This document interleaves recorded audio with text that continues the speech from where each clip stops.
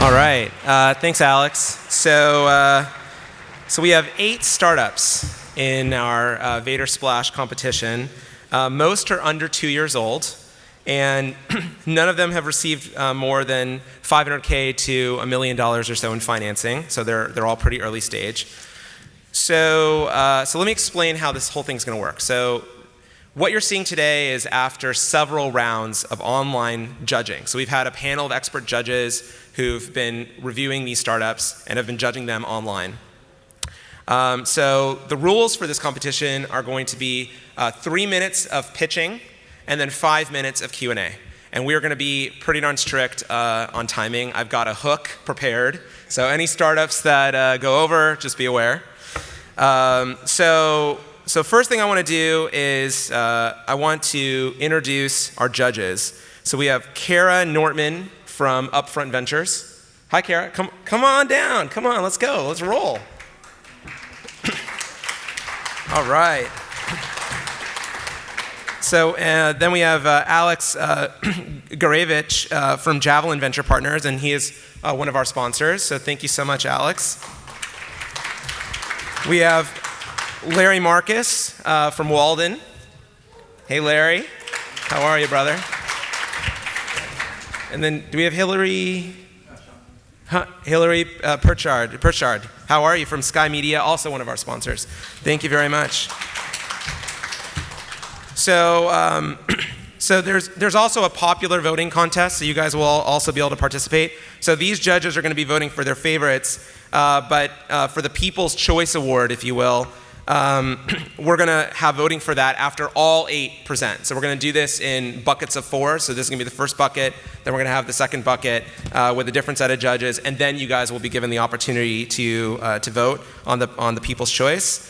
And so check out, obviously, Vator News. And if you want to follow any of these startups, just go to vator.co/the name of the startup, and you can see their profile and learn more about these startups. So, okay, let's get started with our first 4 finalists.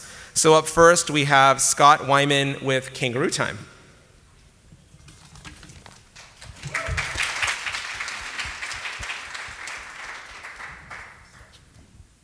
Kangaroo Time.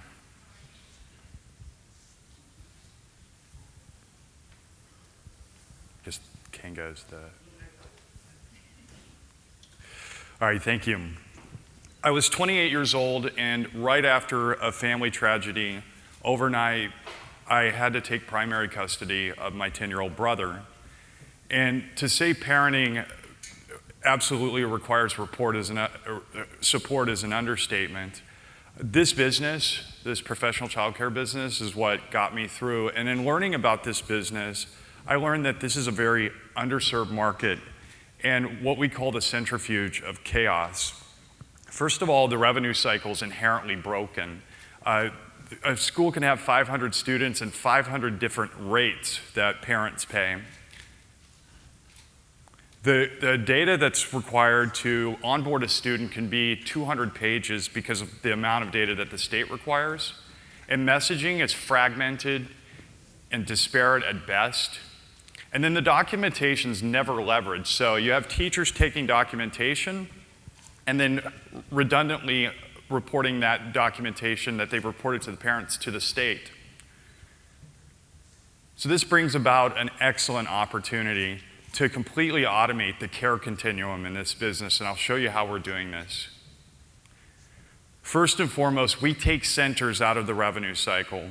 This is very time intensive. Again, back to the model of how these centers charge their parents or their families.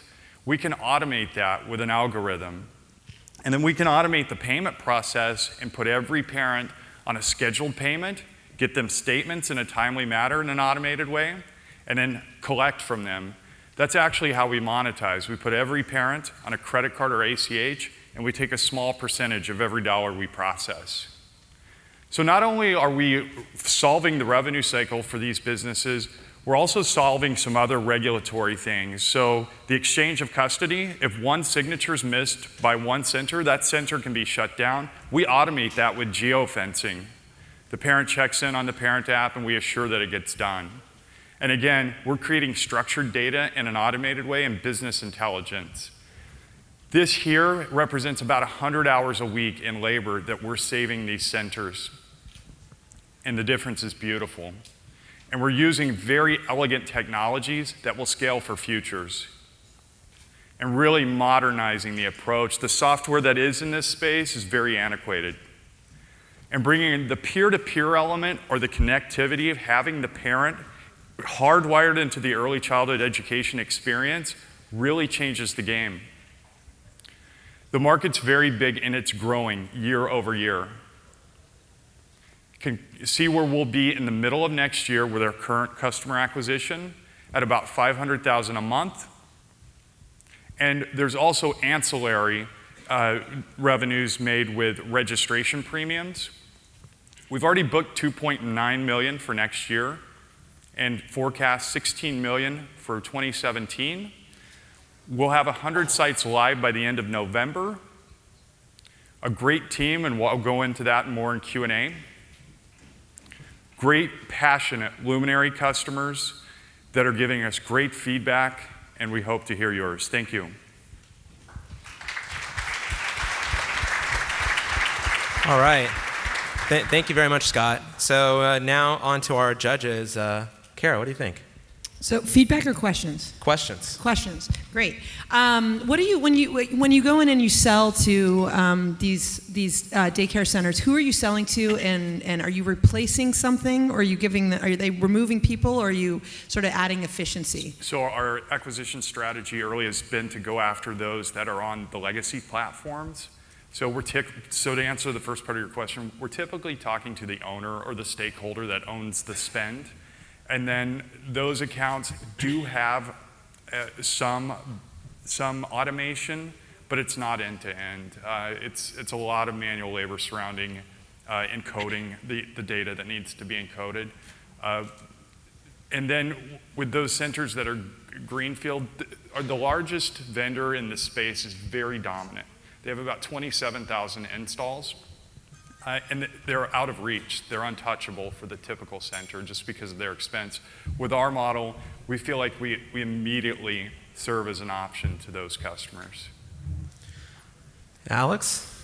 Yeah, great job on the presentation. I guess we kind of ran over it a little bit quickly, but can you, based on your business model, can you go over the TAM numbers again? What's actually possible for Kangaroo Time to attain? Sure. Not the projections, but... So again, there are some upside options here with our revenues. This is just on processing revenues. So we charge a premium of 3%. We tried to match the common credit card rate, and then we cut great deals with the credit card vendors because the MCC, or the code, is an emerging markets code. Credit card companies really want to push adaptation in this space. So we make conservatively about 1.25% on every dollar that we charge. The market's pretty big. There's about $10.8 billion spent per month. Right, but that's not necessarily the revenue available to you. It would be 323 million just on processing. Can I ask, what is it about your product that the market is really wanting right now?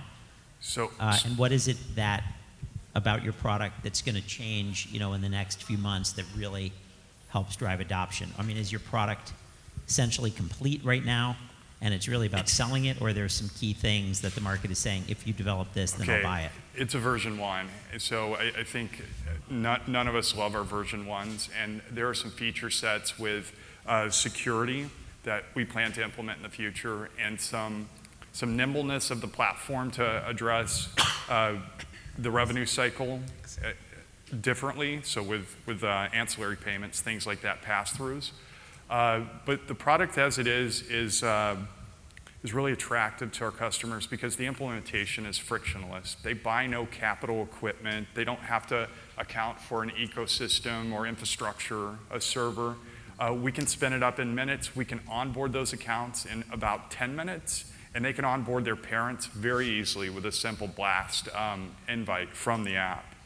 So frictionlessness, ease of getting it implemented is the world. My background's in healthcare, and I've seen this. I founded an electronic medical records business unit, And for us, that has been the key. Some of those same economies really apply here, especially with the profitability and revenues and margins that these businesses have. So the customer record is in your system, so if I change to a different daycare center, all of my forms can transfer to that daycare center? Sure. I mean, there is an element of having a legacy system and the database we use, but sure, If you can solve filling out forms for parents, I will be very happy. Yes, yeah. Hillary, do you want to ask a question really quick? Yeah. Can you tell me how much capital you've taken to date and how you plan to accelerate growth over the next year or so? So I was going to show her filling out the forms. We try to automate that and make it digital signature as part of the sign-on. So I've self-funded this thing to this point to get it to where it is. And we're considering our options there with what we're doing next. The last talk kind of addressed that. And then on the distribution side and customer acquisition side, we will be making significant investments, whether or not we do that with capital, just so that we can take on the customer appetite at this point. And when you go up against this major competitor that's got 27,000 sites, how are they? Are you winning every time, and how are they responding to you? Because they're not going to want to lose market share. So interesting. So this is the last question. We gotta wrap it up. So we looked very favorable because of feature sets. The legacy platform is very old, not flexible. But the data migration is fairly simple. It's on a simple SQL DB. It's one button push. Thank you very much, Scott. So we have bread and butter wine for you. Thanks, guys. Oh, great. Yeah. I'll take it. They're our long-term sponsor. Thank you very much, Bread and Butter.